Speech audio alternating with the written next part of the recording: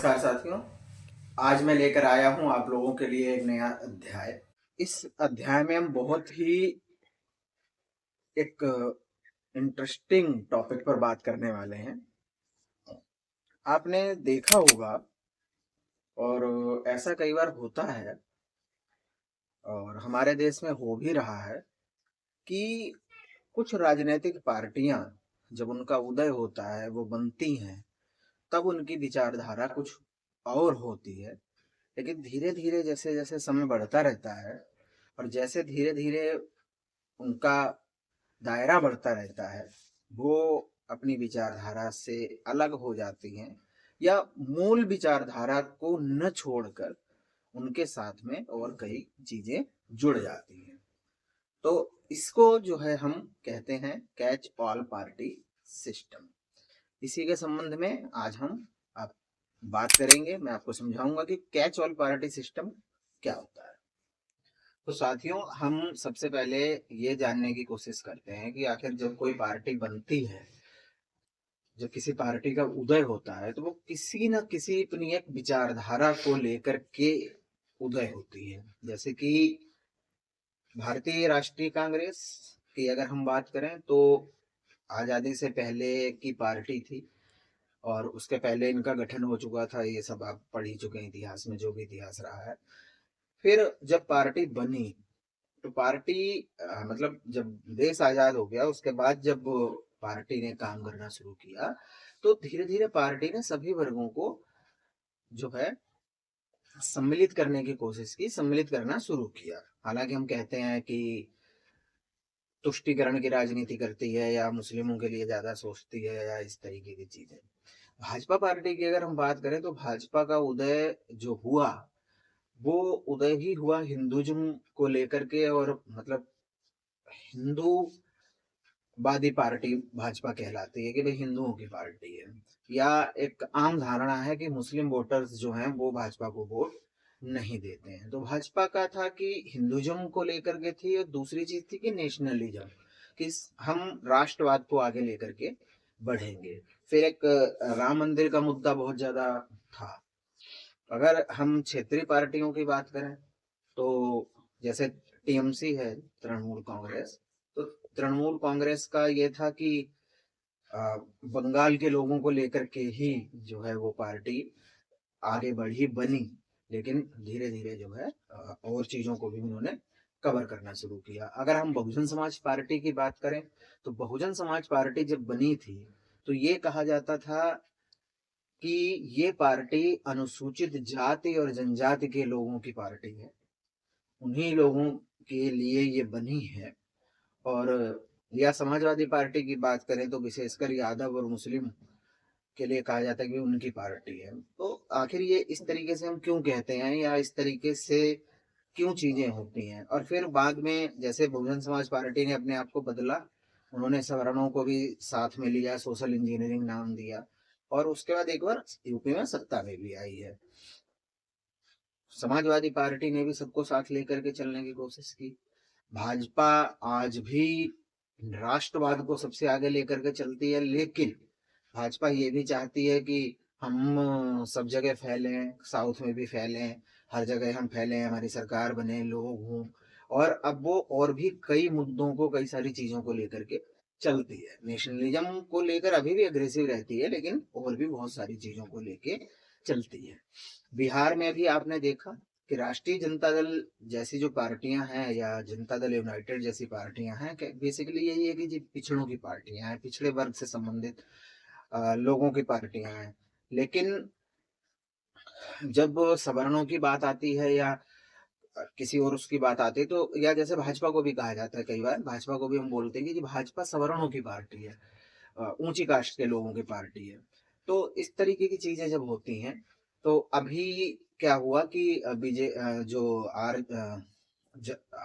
Janata Dal RJD जो है, लालू यादव जी की जो पार्टी है, उसने क्या किया कि सवर्णों को टारगेट करना शुरू किया पिछले चुनाव में। तो आजकल ये चर्चाएं हैं कि भाई इसी वजह से जो है वो जो है हारे हैं।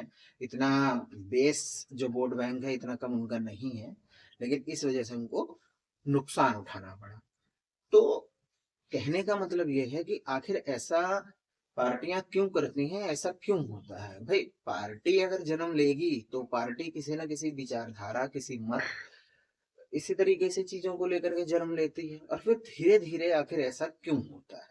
तो अब हम उसके कारणों पर एक एक करके बात करते हैं। तो देखिए साथियों, होता क्या है एक्चुअली में, इसके साथ मैं दो बातें और आपको बताना चाहूंगा कि एक तो जो गठबंधन की राजनीति आई, पार्टी क्या होती है, पार्टी किसको कहते हैं, पार्टी सिस्टम क्या होता है, ये सब चीजें आप, मैं पहले वीडियो बना चुका हूँ, आप लोग पढ़ सकते हैं, देख सकते हैं, वहां से सुन सकते हैं।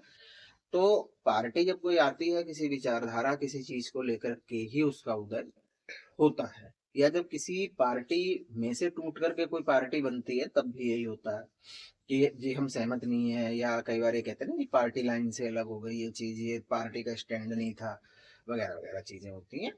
तो अब एक नया ट्रेंड, अब तो क्या, पिछले काफी सालों से है कि हम गठबंधन करने लग गए हैं।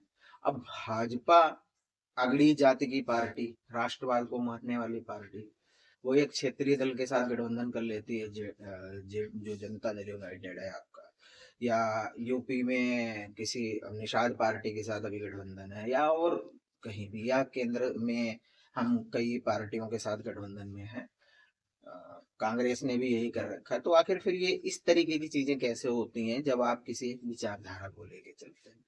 तो अगर हम विदेश में बात करें तो अमेरिका की दोनों पार्टियां, वहाँ टू पार्टी सिस्टम है, मैंने आपको बताया हुआ है टू पार्टी सिस्टम क्या होता है।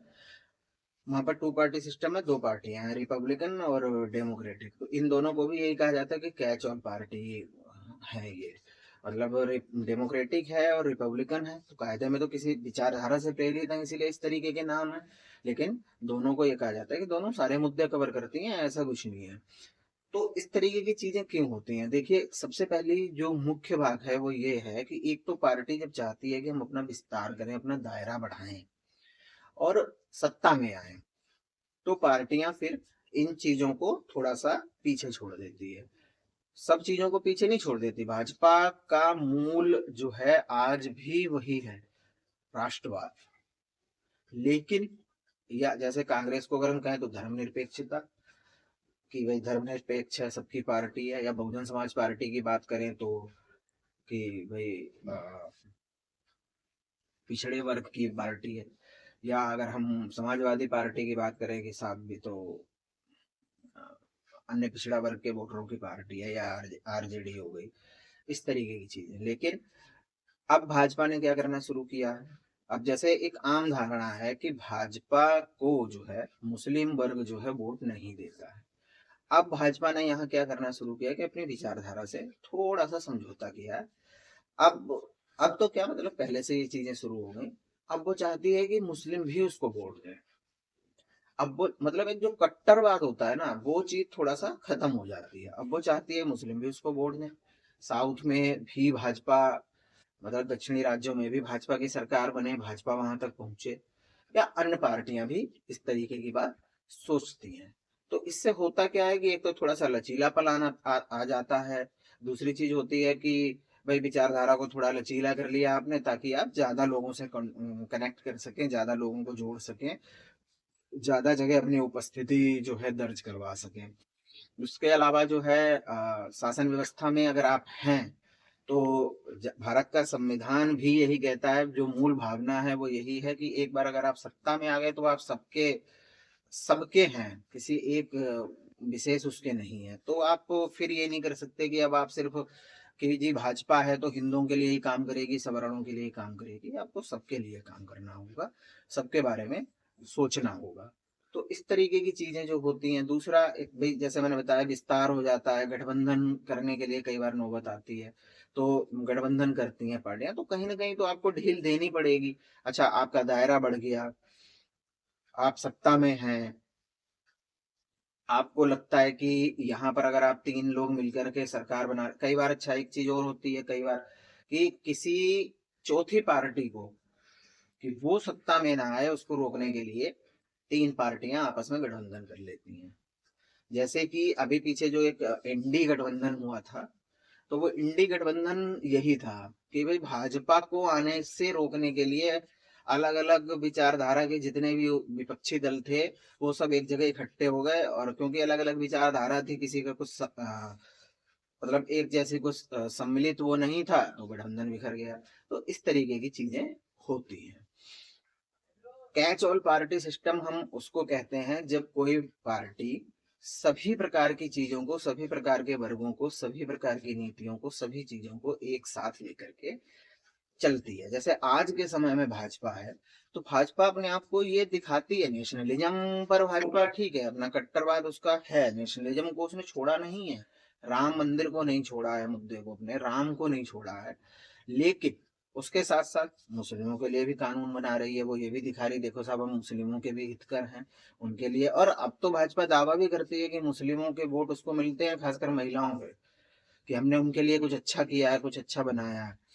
तो इस तरीके की चीजें होती हैं। तो जब सारी चीजों को, सारे जितने भी आपकी अ, जन नीतियां हैं और चीजें हैं, उनको सबको जब हम पकड़ लेते हैं और सम्मिलित कर लेते हैं और सिर्फ अपनी विचारधारा पर कायम नहीं रहते हैं सिर्फ, तब हम उसको कहते हैं कि कैच ऑल पार्टी सिस्टम, कि आप सबको लेकर के चलना है, सबको मिल करके चलना है, सबके बारे में सोचना है, अपना दायरा बढ़ाना है, हर जाति वर्ग समाज हर कैटेगरी को आपको सम्मिलित करना है, अपने साथ लाना है। तो ये चीज है। उम्मीद है आपको समझ में आया होगा कैच ऑल पार्टी सिस्टम क्या होता है। मिलते हैं अगले अध्याय में।